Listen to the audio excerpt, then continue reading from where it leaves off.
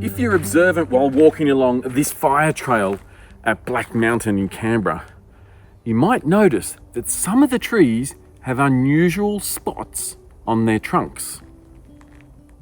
While not unheard of, the extent and pattern of these spots is unusual, especially as they only appear on the southern side of the trunks.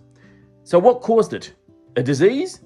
No, it's actually permanent damage left by the destructive hailstorm that wreaked havoc in this area back in January 2020.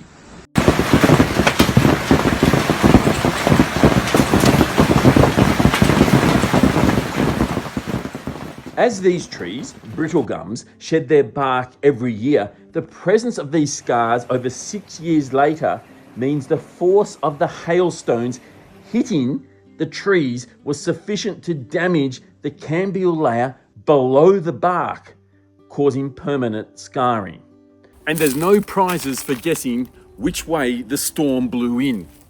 Here, on the northern side of the trunk, are just normal spots, not the severe bruising that occurred on the southern side of the trunk where the hailstones smashed the tree.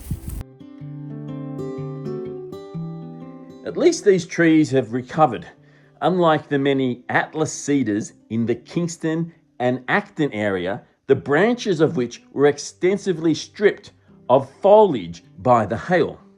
While these trees can survive some foliage loss, they generally do not produce new growth from old wood, meaning that heavily defoliated branches often remain bare. Due to the reduced photosynthesis, some individuals have since died. Of course, limited access to moisture and poor growing conditions like soil compaction are also contributing factors and limit the ability of trees to recover. When we hear the words hail damage, most of us immediately think of damage to cars or other man-made objects like pergolas and buildings.